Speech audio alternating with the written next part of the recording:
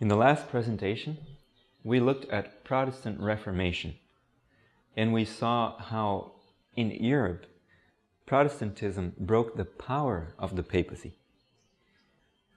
As that power was being broken, we saw that freedom was being instituted in many places by different people, because that's what the gospel brings.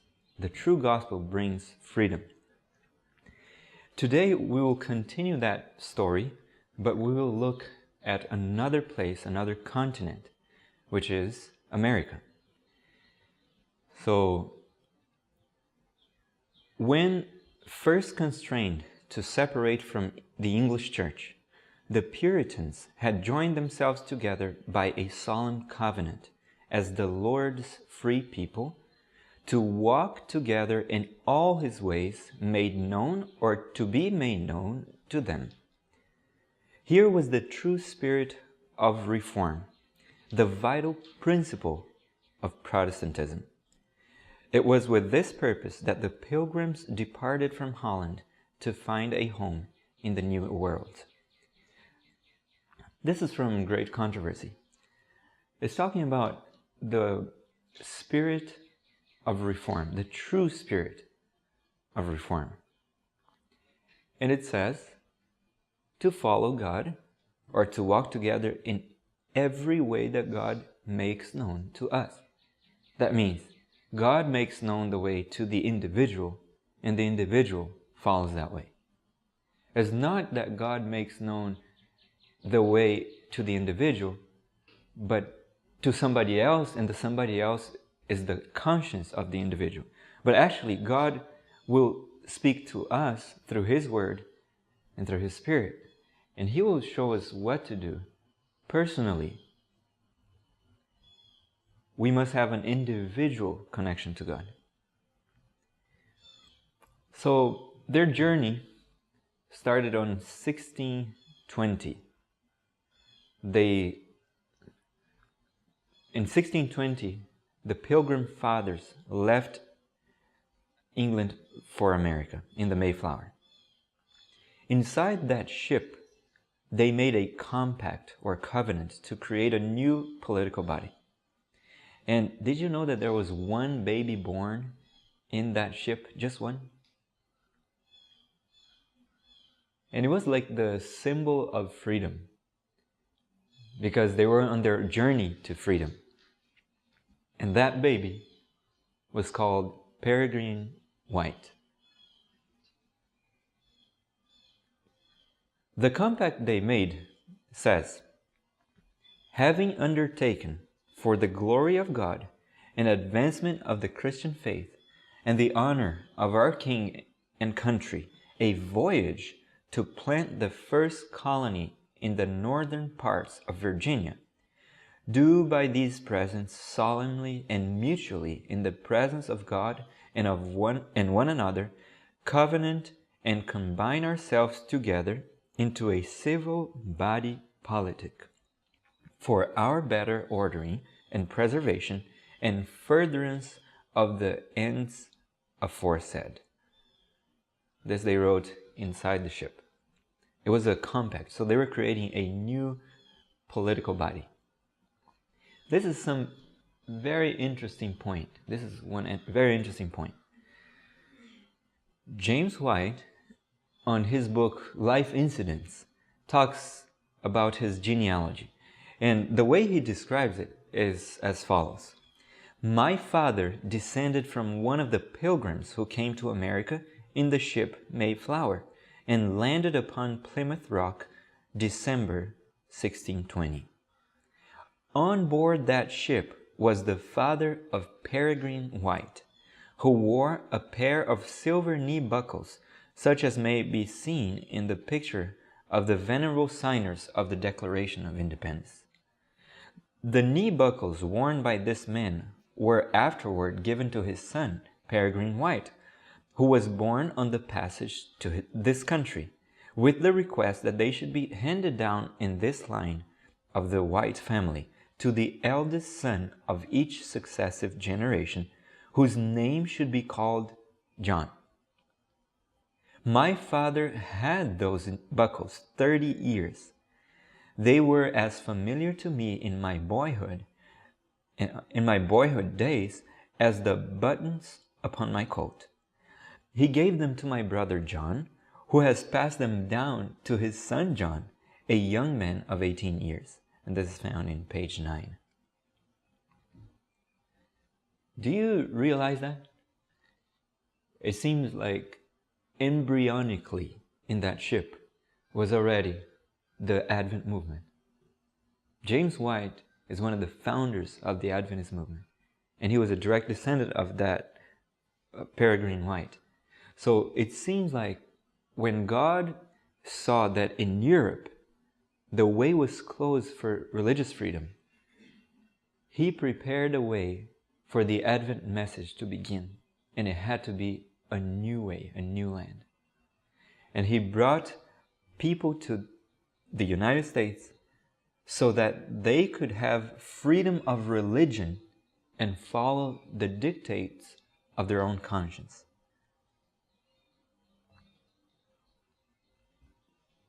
But at the same time, there was a spirit of intolerance that happened in America.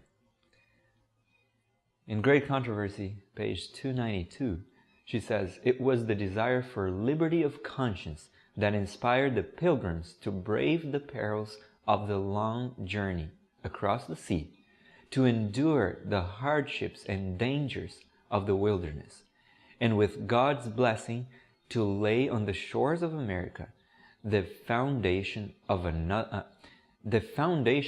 mighty nation. Yet honest and God-fearing as they were, the pilgrims did not yet comprehend the great principle of religious liberty. The freedom which they sacrificed so much to secure for themselves, they were not equally ready to grant to others. Very few even of the foremost thinkers and moralists of the 17th century had any just conception of that grand principle, the outgrowth of the New Testament, which acknowledges God as the sole judge of human faith. The doctrine that God has committed to the Church the right to control the conscience and to define and punish heresy is one of the most deeply rooted of papal errors. While the Reformers rejected the Creed of Rome, they were not entirely free from her spirit of intolerance. That's scary, because they were called Reformers, and they reformed in many respects, but one of the most dangerous ones was not done away with. They didn't relinquish that one. They kept attached to it. And she says, the dense darkness in which through the long ages of her rule, popery had enveloped all Christendom, had not even yet been wholly dissipated. Said one of the leading ministers in the colony of Massachusetts, "It was toleration that made the world anti-Christian, and the Church never took harm by the punishment of heretics." The regulation was adopted by the colonists that only church members should have a voice in the civil government. A kind of state church was formed, all the people being required to contribute to the support of the clergy, and the magistrates being authorized to suppress heresy. Thus the secular power was in the hands of the Church. It was not long before these measures led to the inevitable result, persecution. Think about this. What is wrong with all the people paying out of their tax money for the support of the clergy? What is wrong with that?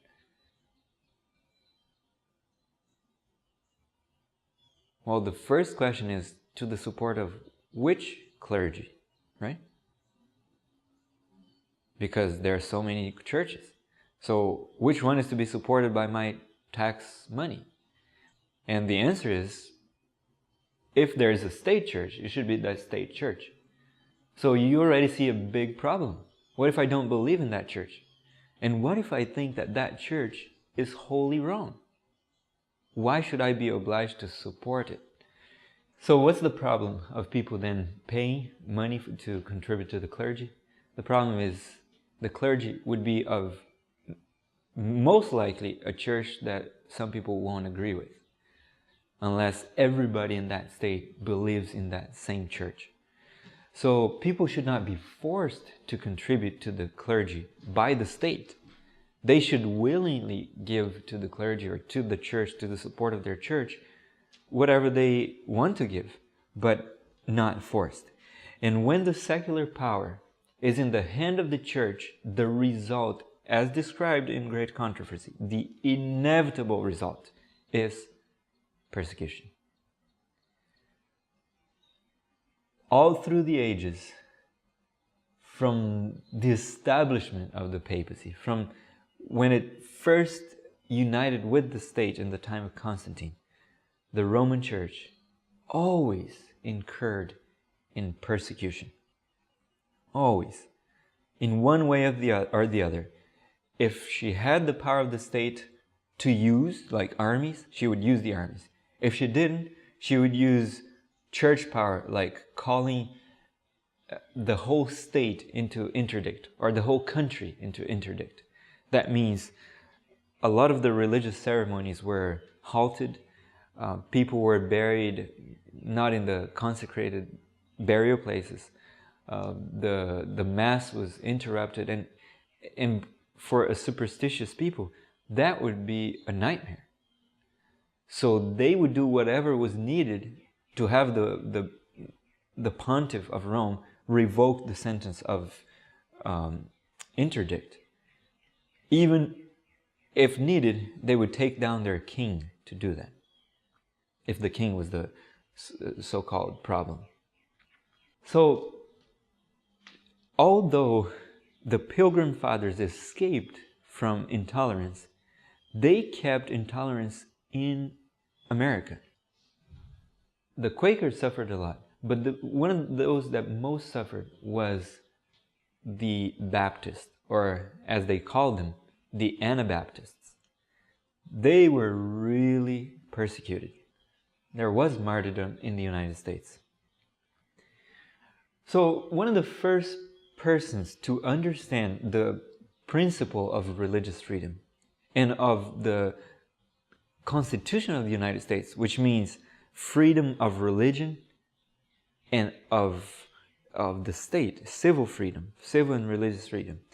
One of the first persons that understood that was Roger Williams. So we'll read a couple of paragraphs here that describe how he came to that. So Roger Williams was respected and beloved as a faithful minister, a man of rare gifts, of unbending integrity and true benevolence. Yet his steadfast denial of the right of civil magistrates to authority over the church and his demand for religious liberty could not be tolerated. The application of this new doctrine, it was urged, would subvert the fundamental state and government of the country. He was sentenced to banishment from the colonies, and finally, to avoid arrest, he was forced to flee amid the cold and storms of winter into the unbroken forest. For 14 weeks, he says, I was sorely tossed in a bitter season, not knowing what bread or bed did mean. But the ravens fed me in the wilderness, and a hollow tree often served him for a shelter. Thus he continued his painful flight through the snow and the trackless forest until he found refuge with an Indian tribe whose confidence and affection he had won while endeavoring to teach them the truths of the gospel. Making his way at last, after months of change and wandering, to the shores of Narragansett Bay, he there laid the foundation of the first state of modern times that in the fullest sense recognized the right of religious freedom. The fundamental principle of Roger Williams' colony was that every man should have liberty to worship God according to the light of his own conscience. His little state, Rhode Island, became the asylum of the oppressed, and it increased and prospered until its foundation principles, civil and religious liberty, became the cornerstones of the American Republic. Did you know that when the Constitution of the United States was framed, they incorporated the principles that he had in his state?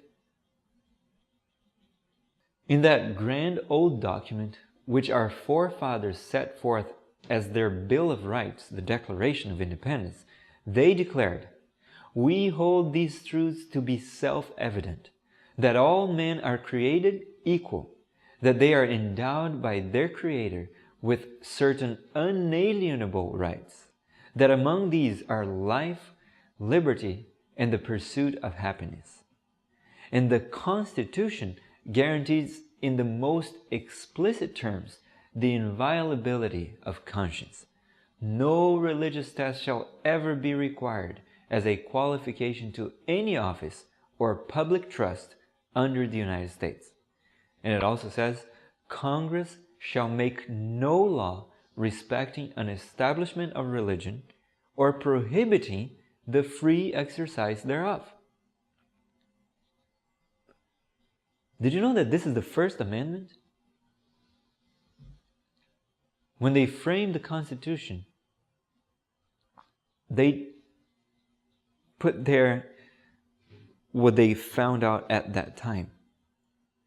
But a few days later, they came up with a Bill of Rights that was added to the Constitution. So the First Amendment, in that first thing that they wanted to add to the Constitution, they mentioned that Congress should make no law respecting an establishment of religion or prohibiting the free exercise thereof. So she continues in great controversy, quoting actually from a congressional document. She says, "The framers of the Constitution recognized the eternal principle that man's relation with his God is above human legislation, and his rights of conscience inalienable. Reasoning was not necessary to establish this truth. We are conscious of it in our own bosoms. It is this consciousness which, in defiance of human laws, has sustained so many martyrs in tortures and flames. They felt that their duty to God was superior to human enactments, and that men could exercise no authority over their consciences. It is an inborn principle which nothing can eradicate." So let's look at the principles. Let's compare them. So the papacy and the United States are very different in what they believe about freedom of conscience. Pope Pius IX, in his encyclical letter of August 15, 1854, said the following: "The absurd and erroneous doctrines or ravings in defense of liberty of conscience are a most pestilential error, a pest of all others most to be dreaded in a state." What did he say? What did he call liberty of conscience?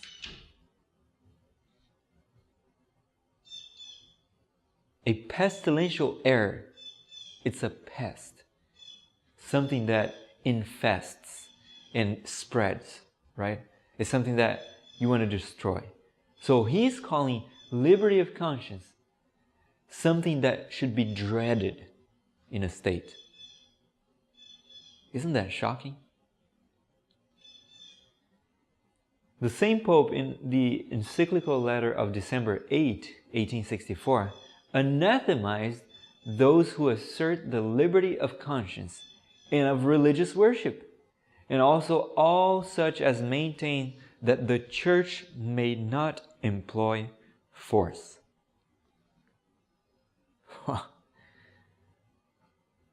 And we know what that means. I mean, it's all through history. Just look at the history of the papacy and see what she did with the idea of the church having the right to employ force. So there's an anathema upon those who believe that you should have liberty of conscience and of religious worship. An anathema put upon people by the papacy. Not by the Lord of glory, not by God himself, but by this so-called representative of God. But he's not representative of the God of heaven, at least. He may be representative of some other people, but not of the God of heaven. Okay, the principles of the United States of America are very different from that of the papacy. In Roger Williams' colony, he said that every man should have liberty to worship God according to the light of his own conscience. Do you see the difference? On the right side, it's saying, yes, you have freedom of conscience. Worship God according to what you believe is right. On the left side, you see the Pope saying, this is an erroneous doctrine. It's a pestilential error. It just can't go together. To me, it's amazing that the United States and Rome are uniting themselves even more, because the principles are so contradictory. Another principle here in the United States: no religious test shall ever be required as a qualification to any office or public trust under the United States. And then, Congress shall make no law respecting an establishment of religion or prohibiting the free exercise thereof. So, in order for the United States and Rome to be united, to fully unite in the sense of defending Sunday as a rest day, the Constitution will have to be changed or canceled or denied, because Rome will not change her tenets. She claims to be infallible. So the United States will be the one that will change. And this will bring about an amazing wave of persecution to all those who believe in freedom of conscience.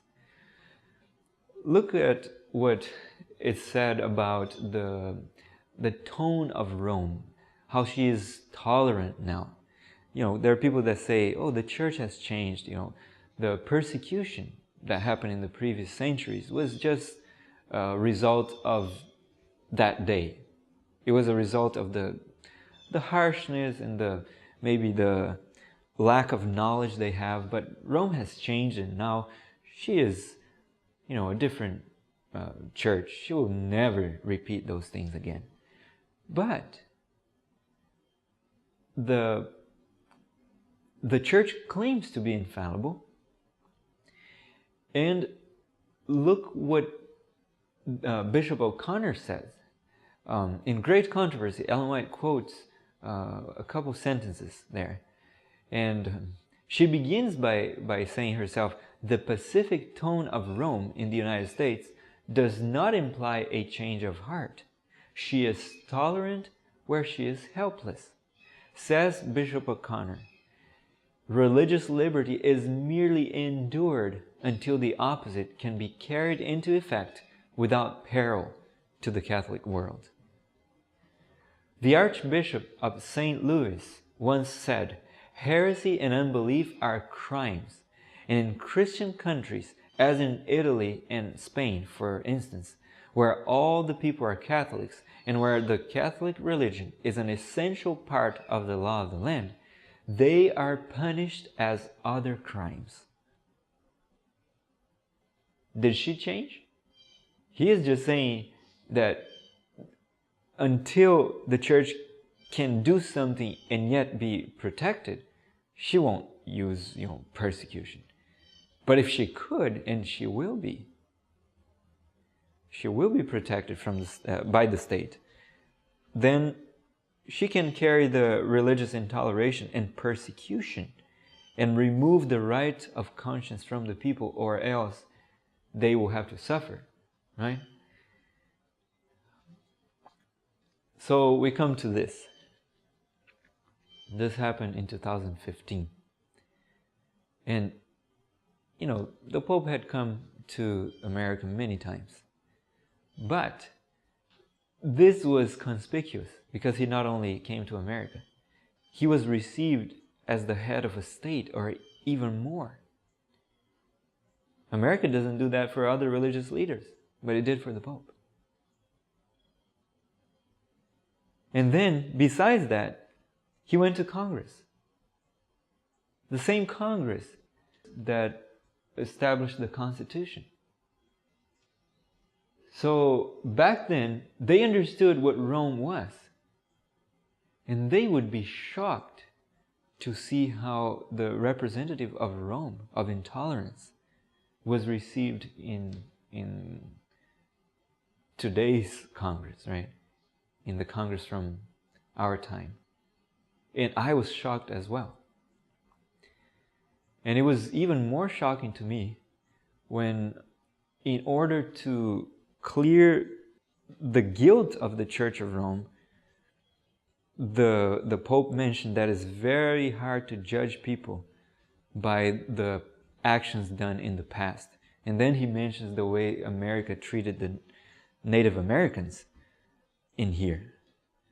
So he cast blame upon the United States in order to free the Roman Church of all the persecution that she did, of all that guilt. He said, it's just very hard to cast blame upon people for past actions.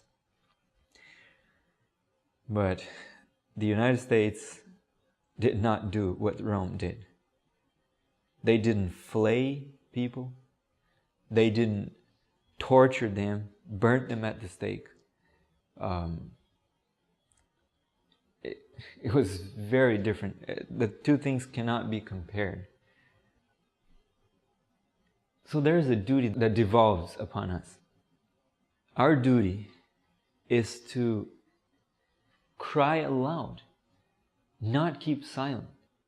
The Bible talks about when the watchman sees that the sword is coming, that he should give the trumpet a certain sound. Otherwise, God will ask of him the blood of those that died because of his lack of sounding the trumpet. So in Last Day Events, page 127, we read, "Let not the commandment-keeping people of God be silent at this time, as though they gracefully accepted the situation. As faithful watchmen, you should see the sword coming and give the warning that men and women may not pursue a course through ignorance that they would avoid if they knew the truth." The whole context here that she's speaking about is the Sunday law that is coming. She says, "I do hope that the trumpet will give a certain sound in regard to this Sunday law movement. I think that it would be best if in our papers the subject of the perpetuity of the law of God were made a specialty. We should now be doing our very best to defeat the Sunday law." What is our duty? Are we to wait in calm expectancy of the event? Not at all. We should be doing our duty to defeat. How are we going to defeat? She says, to enlighten the people. So we need to enlighten our fellow citizens and our friends and all people in America, to let them know what happens if they give up on freedom of religion. What will be the result? What will be the result of uniting with the Roman Church? We are told already that when the union of Romanism and apostate Protestantism will happen in America, the persecution that happened in the past centuries will be more than matched. So you can expect worse things to happen than happened throughout the ages in America. There is a scary future, but we know that God will protect us. However, we need to be preparing and enlightening other people. Check out this website. See the content there. There are sections there that will help to understand the separation of church and state, why it is so important. And there are some audio materials. There's a book in there called The National Sunday Law. That book is the argument that A.T. Jones made in Congress against the Sunday Law in 1888. There was a Sunday law being passed. It was proposed by Senator Henry Blair from Connecticut, and it almost passed. God used A.T. Jones there to make an argument against that bill, that proposed bill, and it didn't pass. So the whole book is there. You can read, you can listen, and you can be a Protestant. They are planning to announce the end of Protestantism. Is that so? Have you heard of that? But Protestantism is not dead. The principles are still present. Many Protestants may have left being Protestant, but there will always be some that will remain. And I just hope that I will remain and you will remain, and we will understand what the true spirit of Protestantism is, and will not relinquish it.